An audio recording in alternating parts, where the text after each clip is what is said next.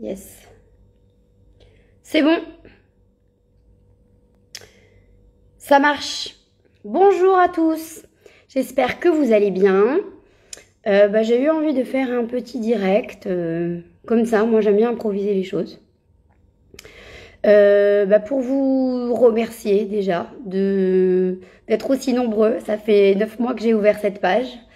Et bonjour Juliana, c'est bien comme ça, je sais que on me voit et on m'entend. Ça fait 9 mois que j'ai ouvert cette page, on est presque 8000. Waouh, je reçois des tonnes de messages de mamans, pas beaucoup de papas. Je sais qu'il y en a qui ont rejoint la page. C'est open à tout le monde, hein.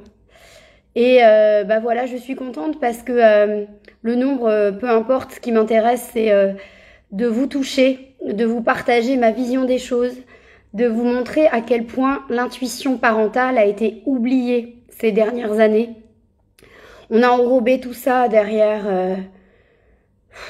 des espèces d'étiquettes d'éducation, l'éducation positive, l'éducation traditionnelle, etc. Moi, en fait, je me situe nulle part. C'est vrai que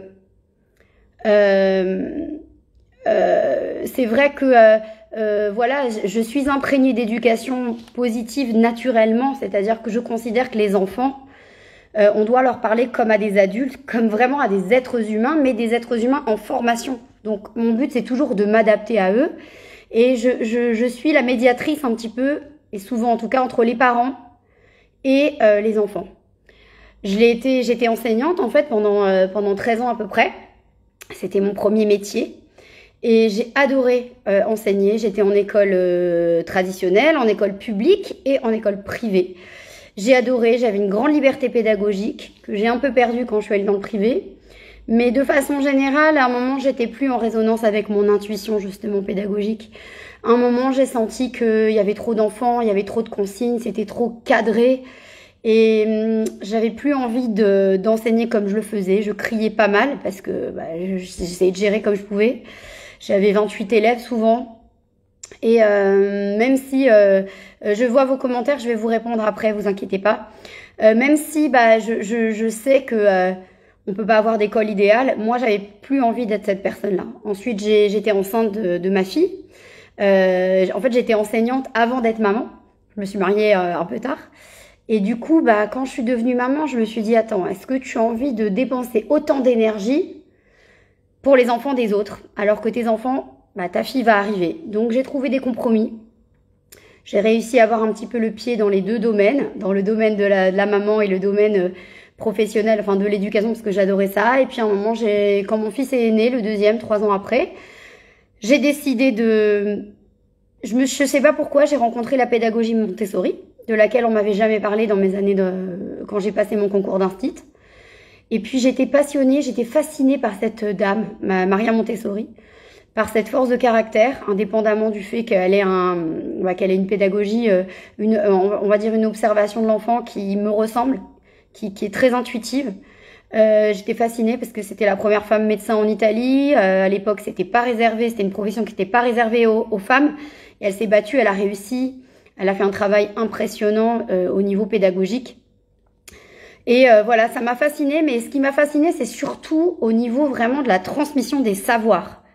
C'est pour ça que dès qu'on parle de Montessori, les gens montent sur leurs grands chevaux. Oui, t'as tenu la main, t'as pas fait comme il faut. Moi, je marche pas comme ça. Moi, je marche au feeling. Quand je suis avec un enfant, j'ai du matériel Montessori. Mais d'abord, je vais m'adapter à l'enfant. Je vais m'adapter à la situation. Le matériel n'est qu'un prétexte, n'est qu'un médiateur entre nous et l'apprentissage. Et l'enfant. Voilà. Donc, voilà, moi, c'est comme ça que je ressens les choses, que je voulais transmettre à travers mes posts. Voilà. Donc, après, j'ai animé des ateliers parents-enfants autour de la pédagogie Montessori, autour du matériel Montessori. J'ai formé des enseignants. On m'a demandé de former des enseignants d'école traditionnelle à la pédagogie Montessori pour l'introduire dans leur classe. J'ai adoré faire ça. J'ai fait des conférences auprès des mamans à domicile et j'espère plus tard dans des plus grandes structures quand j'aurai sorti mon livre. Alors je suis en train d'écrire mon premier livre sur l'éducation. Je vous dis pas le thème, je garde la surprise. J'espère le finir avant la fin de l'année. Et voilà, je suis passionnée par ça. Je suis passionnée par apprendre de toutes les façons, mais transmettre aussi cet amour que j'ai pour les enfants. Et voilà, vous dire qu'il n'y a pas qu'une seule façon. Il n'y a pas que Montessori, il n'y a pas que comment dire, l'éducation traditionnelle. On a un mélange de tout. Après, moi, le terme bienveillance, il me plaît ou il me plaît pas, mais c'est le côté un peu, je suis consciente. Je suis consciente, je suis conscient en tant que parent de ce que je veux transmettre à mon enfant. C'est pas juste, il arrive, bon bah voilà, moi je me suis pris des claques, j'en suis pas morte, donc je peux lui mettre des claques de temps en temps. Bah non, parce que c'est un petit être devant toi. Et à ta collègue de bureau, tu vas pas lui mettre des tartes. Excuse-moi de parler comme ça. Donc tu fais pas ça à ton enfant, c'est tout. C'est ton petit être, tu l'as porté pendant 9 mois, c'est là je parle aux mamans. Le papa aussi, tu l'as attendu pendant 9 mois, tu lui mets pas une claque. Tu lui dis pas que c'est un idiot. Parce que tu dois le respecter, en fait. Donc, voilà, c'est des choses que on sait pas forcément. Parfois, on est imprégné très souvent de l'éducation que nos parents nous ont donnée. D'ailleurs, en coaching, c'est très souvent flagrant. Et du coup, on sait plus, en fait. On sait plus comment être parent. Et il y a des mamans qui viennent d'avoir des bébés ou qui vont avoir des bébés qui me disent « je sais pas comment faire ». Et je comprends. On reçoit tellement d'informations que c'est compliqué. Moi, le seul message que j'ai, c'est écouter votre intuition. Très souvent, il y a des mamans qui viennent me parler pour quelque chose. Et en fait, elles ont la réponse en elles. Elles attendent une confirmation de ma part, mais elles ont la réponse en elles. Et moi, je suis sûre que très souvent, vous n'avez même pas besoin de confirmation. Vous avez la réponse en vous. Quand une maman m'écrit, elle me dit à 18 mois qu'à 18 mois, un orthophoniste lui a conseillé de faire des séances d'orthophonie, un suivi. Parce que si son enfant ne parle pas à 2 ans, la maman, elle sait que ça sert à rien en fait. Qu'il faut juste lui laisser le temps et l'encourager et lui donner confiance en lui. Voilà. Merci pour vos petits messages. Merci Mélanie. Tu me dis que tu es d'accord avec mon point de vue, ça me fait très plaisir. Juliana me dit bravo. Merci à vous. Il y en a une qui m'a dit j'espère que tu auras bientôt 100 000. C'est gentil. Faudrait que je sache comment gérer parce que en vrai je débute sur Instagram, même si j'apprends vite. Même d'ailleurs mes stories permanentes, il faudrait que je les actualise pour que vous sachiez un petit peu ce que je vais vous proposer pour vous aider. Voilà, en tout cas, faites-vous confiance, communiquez dans le couple. Ça, c'est la communication dans le couple. On dit toujours oui, mon mari il est trop si. Souvent, c'est le mari qui est plus détente ou la maman qui est plus laxiste ou l'inverse. Mais on peut trouver des ponts. C'est pas grave si vous êtes comme ça. Vous êtes comme ça, c'est bien. C'est bien cette complémentarité. On vous demande pas de changer, mais on vous demande de trouver des compromis. Quand on se marie, on n'a pas envie que l'autre change. Enfin, on se marie pas pour changer l'autre, mais on veut trouver des ponts. Ok, toi t'es comme ça, moi je suis comme ça. Viens, on trouve un juste milieu, un équilibre qui fait que ça va être viable. Voilà, on se contredit pas devant les enfants. On reste fort, on est un bloc. Et la famille, en elle-même, c'est une entité entière. Ça veut dire quoi? Ça veut dire qu'on fait bloc, parce que les parents, ils ont des choses à transmettre aux enfants, mais ça veut pas dire non plus que les parents sont tout puissants sur les enfants et qu'on est tout le temps dans un rapport de force. Voilà. Les punitions, moi j'aime pas, parce que je sais qu'on peut faire autrement. Moi je punis jamais mes enfants, je frappe jamais mes enfants, je crie parfois, j'essaie de le faire de moins en moins, et quand je le fais, j'essaie quand même que ce soit rare de m'excuser et de tout de suite me reprendre, et de voir que très souvent, c'est parce que je suis fatiguée, ou que j'ai pas donné des informations assez précises à mes enfants. Donc voilà. Mais je le fais, en fait je crie souvent quand je suis pas très bien ou quand je suis fatiguée.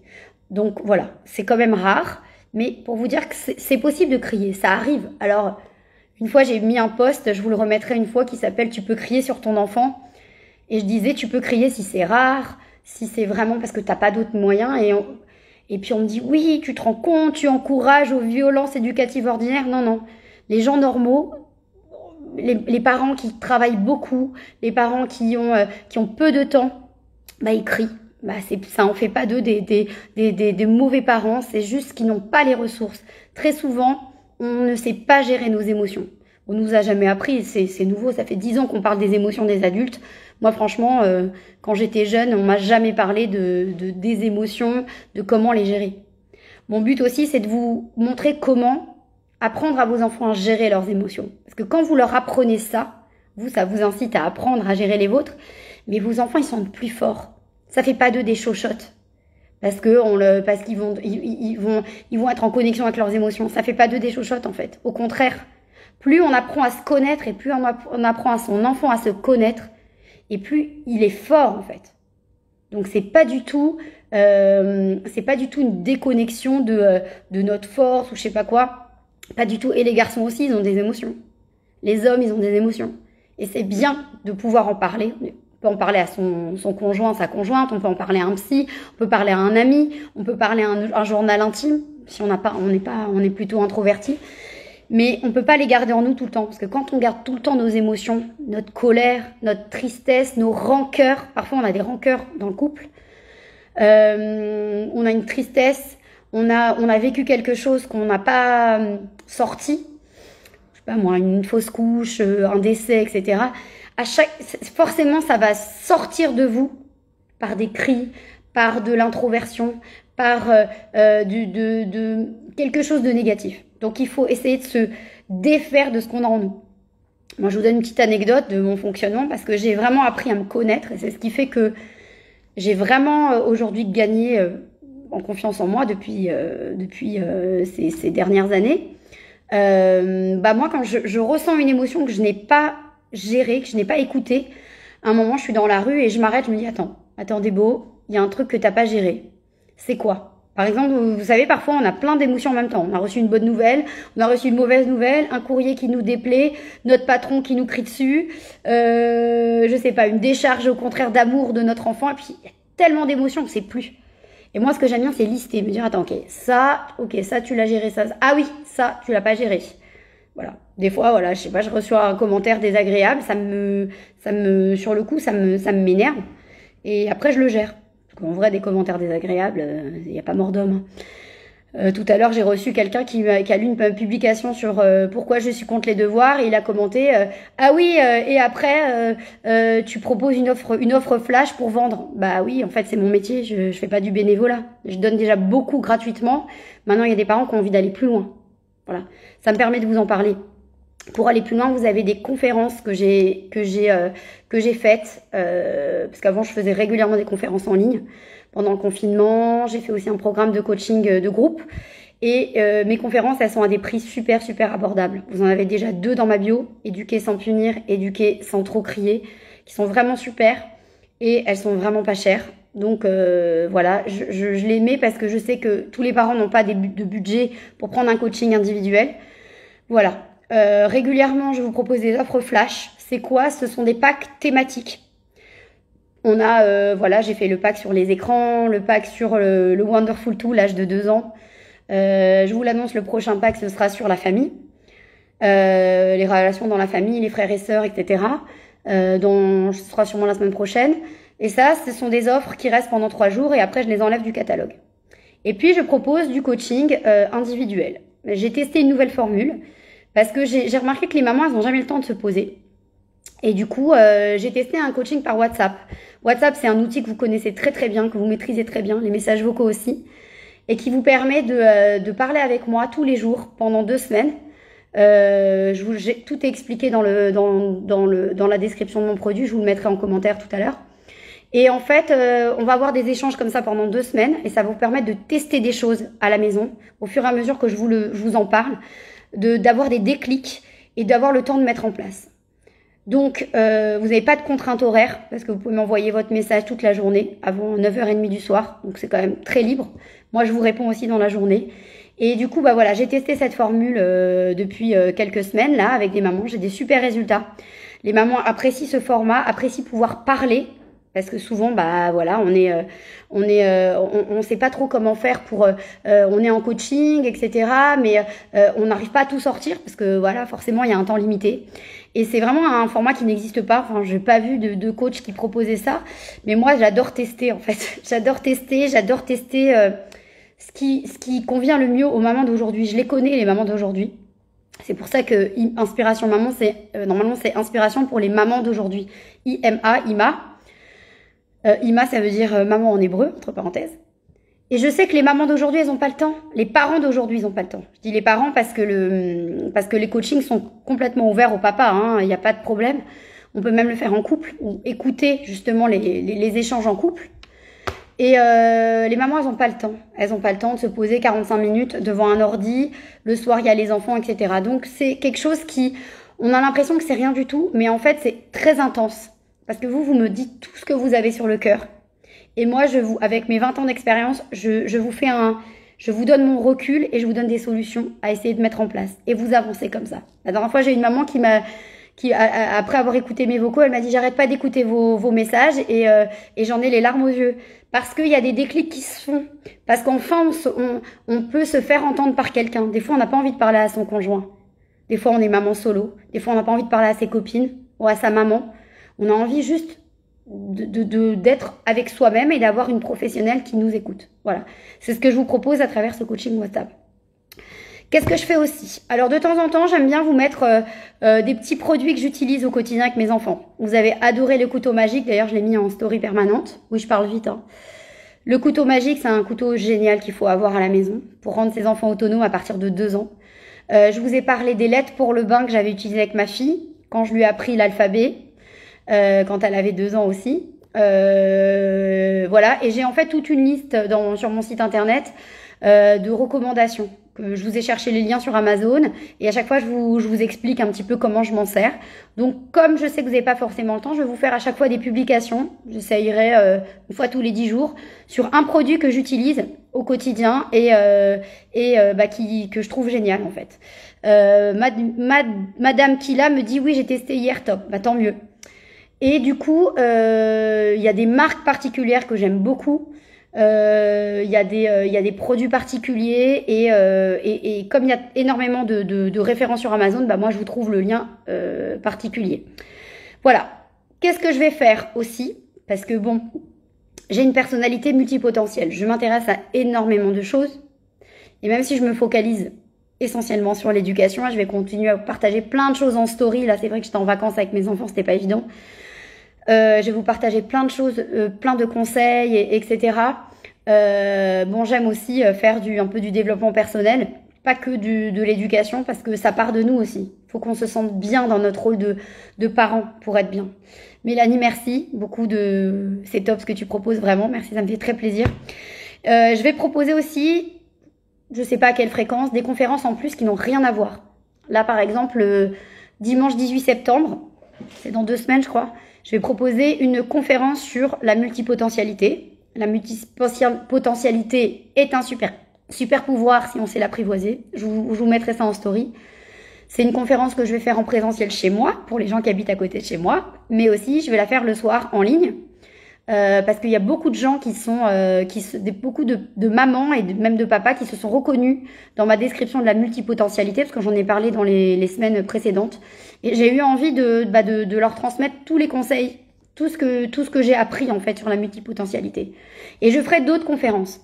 Par exemple, ça fait des années que des mamans m'écrivent en me disant « Je voudrais commencer une reconversion professionnelle dans le monde de l'éducation. » Coaching parental, Montessori, etc. Qu'est-ce que t'en penses? Moi, j'ai énormément d'expérience sur le sujet. J'ai eu les écoles publiques, les écoles privées. J'ai monté mon business d'atelier. J'ai monté mon business en ligne. J'ai plein d'expérience. Donc, j'ai envie aussi de vous proposer ça. Plein de thématiques comme ça qui sont un peu différentes. Des fois, ce sera aussi des thématiques pour les mamans entrepreneuses ou les papas. Donc voilà, j'ai envie de vous proposer ça en plus. Voilà, bah, je crois que j'ai tout dit. J'avais vraiment envie de me présenter parce que je sais pas ce qui s'est passé là ces dernières semaines. La page a pris 3000 membres en quelques jours et je suis super contente. Encore une fois, moi ce que je veux c'est vous transmettre ma vision des choses, une vision de l'éducation qui n'est pas figée. C'est pas une vision d'éducation qui se lit dans les livres. D'ailleurs, moi je lis très peu de livres d'éducation. Je ne vais jamais sur les comptes d'éducation parce que je veux garder mon intuition pédagogique. Voilà. J'entends beaucoup de choses sur les comptes d'éducation positive qui des fois, je sais pas, moi, c'est pas possible de les mettre en place au quotidien. D'ailleurs, je vous en ai parlé la dernière fois sur la négation. Tu peux pas dire à ton enfant au lieu de dire ne renverse pas ton verre, on peut pas lui dire un verre c'est fait pour l'eau, c'est fait pour boire. Non. Enfin, je veux dire, on parle normalement à nos enfants et on les laisse aussi expérimenter les choses. Voilà. Donc moi, j'ai envie de vous dire que c'est possible. C'est possible d'avoir une vie de maman ou une vie de papa, une vie de parent occupé. C'est possible de fixer des limites, de ne pas s'oublier. Mais c'est aussi et surtout possible et c'est ce qu'on recherche, hein, de respecter nos enfants, de les stimuler. Moi, je considère que nos enfants sont sous-stimulés aujourd'hui. Je parle pas que des écrans, je ne diabolise pas les écrans, hein, mais on les sous-stimule, on se rend pas compte du potentiel qu'ils ont au niveau motricité fine, au niveau motricité globale, au niveau intelligence, au niveau accès à la lecture, accès au nombre. On peut faire, mais on peut aller super loin. Donc voilà, je vous parlerai aussi du bilinguisme parce que mes enfants sont bilingues. Et plein de choses comme ça. Donc n'hésitez pas aussi à me dire s'il y a des sujets qui vous intéressent. Si je les maîtrise, bien sûr, je vous en parlerai un peu plus, de façon plus précise. Et voilà, et peut-être faire des lives de plus en plus souvent pour que vous ayez aussi une approche de tout ça. Ah, j'ai oublié de parler de la rentrée, en fait, je l'ai mis en titre et j'en ai pas parlé. C'est le problème quand on est passionné. Je voulais vous dire, la rentrée, ne mettez pas la pression sur vos enfants, ne vous mettez pas la pression. En fait, vos enfants passent pas le bac, et même si vos enfants passent le bac, c'est pas la scolarité qui va déterminer une vie. Regardez-vous, regardez autour de vous. C'est pas les gens qui ont fait le plus d'études qui sont les plus heureux. C'est pas les gens qui ont fait le moins d'études qui sont les moins heureux. Le plus important, c'est de se sentir bien avec soi-même. Oui, bien sûr, il faut avoir une base. C'est bien d'être structuré, d'avoir une base en termes d'apprentissage. Mais ça fait pas tout, en fait. Les études ne font pas tout. Ça fait partie d'un bagage qu'on va offrir à nos enfants. Tout comme l'éducation qu'on va leur donner. Tout comme les rencontres qu'ils vont faire dans la vie. Tout comme tout ce qu'ils vont vouloir acquérir en dehors de tout ça. Donc faites-leur confiance et faites-vous confiance. Fichez-leur un peu la paix. S'ils n'ont pas réussi à lire depuis en CP en décembre, c'est pas grave. Faites-les lire au quotidien, jouez avec eux, donnez-leur confiance en eux. Vous allez voir, ils vont avoir un déclic comme ça. Moi d'ailleurs, ça s'est passé avec mon fils l'année dernière, il était en niveau CP. Franchement, jusqu'en décembre, janvier, en plus, il y avait eu pas mal de confinement. Enfin, vous savez, quand les cas étaient cas contact, etc., il n'était pas beaucoup allé à l'école. En janvier, il lisait pas super bien, mais moi, je m'en fichais, je lui mettais pas de pression et je faisais des jeux avec lui. Dans les deux langues en plus. Du coup, quand tu lui fais un jeu sur une langue, ça lui permet aussi de se renforcer dans l'autre langue. Et à force de faire des jeux, j'ai créé un déclic chez lui. Et le déclic, il s'est consolidé à l'école. Quand il a pris plus de plaisir. Parce que c'est un cercle vertueux, un enfant qui rentre dans la lecture, il aime lire. Donc voilà. Donc faites-leur confiance. Un enfant en petite section qui pleure encore en décembre, janvier, c'est normal. Laissez-lui le temps, mais faites-lui confiance, ça va aller. Et voilà, n'ayez pas d'exigence vis-à-vis de nos enfants. Moi, je trouve que c'est bien que notre objectif de l'école, ce soit que notre enfant il soit bien dans sa peau. Voilà, je trouve que c'est déjà pas mal. Ensuite, vous pouvez le stimuler aussi en dehors de la maison. Et puis, sachez qu'il apprend dans toutes les situations. Voilà, je vais m'arrêter pour aujourd'hui. Je vous remercie de m'avoir écouté. Et n'hésitez pas à me faire des commentaires sur des sujets que vous aimeriez qu'on évoque. Si ça résonne en vous, cette histoire d'intuition parentale, je sais qu'on n'en parle pas souvent, mais il n'y a pas de méthode toute faite en fait. Et moi, je suis sûre que quand on enlève toutes nos couches de tout ce qu'on lit, du stress qu'on a, de la pression, etc., je suis sûre qu'on est capable de se reconnecter à nos enfants. J'en suis sûre. Parce que les enfants, ils ont un naturel qu'on aime tellement, c'est pour ça qu'on les adore. Et en fait, on a envie d'être en connexion avec eux sur ça. Parce que nous, on l'a en nous. Mais c'est juste que, avec la vie, voilà, avec le travail, avec le couple, avec les tâches ménagères, c'est un peu enfoui. Voilà les mamans et les papas aussi, s'il y en a. N'hésitez pas aussi à vous manifester. Je vous souhaite une très bonne après-midi. Et je vous dis à très bientôt. Bye.